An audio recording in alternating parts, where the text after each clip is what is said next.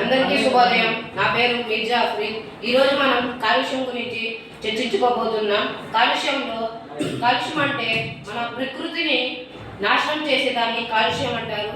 కాలుష్యంలో 3 రకాలు ఉంటాయి. ఒకటి వాయు కాలుష్యం, రెండవది నీటి కాలుష్యం, మూడవది భూ కాలుష్యం.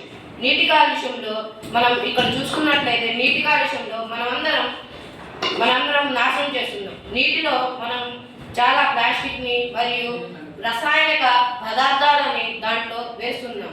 అందువలన నీటిలో ఉన్న జంతువులు మరియు దాంట్లో తాగే జంతువులు, నీటిని తాగే జంతువులు మనందరం చనిపోవడానికి కారణమవుతుంది. మన చేతుల్లోనే మనం చంపుకోవడం మనం చూడలేకపోతున్నాం. అలాగే మనందరం నీటిలో మన న్యూక్లియర్ వెపన్స్ అవన్నీ నీటిలోనే పేల్చి టెస్ట్ చేస్తున్నాం. అందువలన నీటిలో ఉన్న జంతువులు చాలా చచ్చిపోతున్నాయి. మన భూమి మీద ఉన్న జంతువుల కన్నా నీటిలో ఉన్న జంతువులే ఎక్కువగా ఉంటున్నాయి. అందువలన నీటిలో ఉన్న జంతువులు చచ్చిపోతున్నాయి. అలాగే మన వాయు కాలుష్యంలో ఉన్న మనం కావాలంటే మనకి వాయువు ఎంత అవసరమో మనకు తెలుసు. వాయువు లేకుండా మనం 1 నిమిషం కూడా ఉండలేము. అందువలన వాయువు కాలుష్యం కావాలి, మనకి చాలా అవసరం.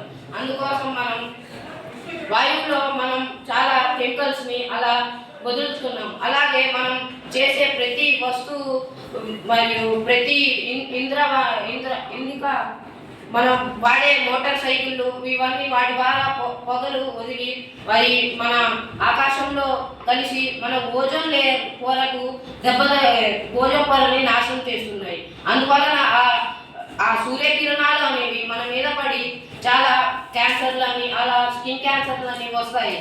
అలాగే మనం ఇక్కడ భూ కాలుష్యం చూసుకున్నట్టయితే భూమిలో ప్లాస్టిక్ మరియు ఇవన్నీ వేస్తున్నాం. భూమి వలన మనకి చెట్లు కావాలి. భూమి ద్వారా పెరిగే ప్రతి చెట్టు మనకి ఆహారాన్ని మరియు ఉండటానికి ఇల్లుని అవి ఇస్తున్నాయి. అలాగే భూమిలో వదిలే రసాయనిక పదార్థాలు భూమిలో ఉన్న దిగుమతిని నాశనం చేసేస్తున్నాయి. అలాగే మనకి పంట దిగుమతి రావడానికి రసాయనిక పదార్థాలు వాడుతున్నాము. అది వాడటం వలన మనందరికీ చాలా నష్టపోతున్నాం. అలాగే ఆ రసాయనిక పదార్థాలు వాడటం వలన మనందరం వాటిని తిని అవి మన ఆరోగ్యాన్ని నశిస్తాయి.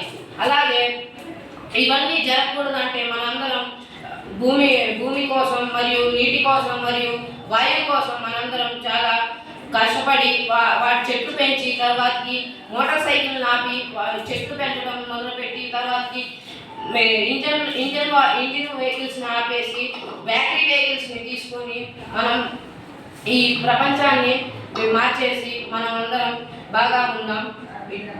ధన్యవాదాలు.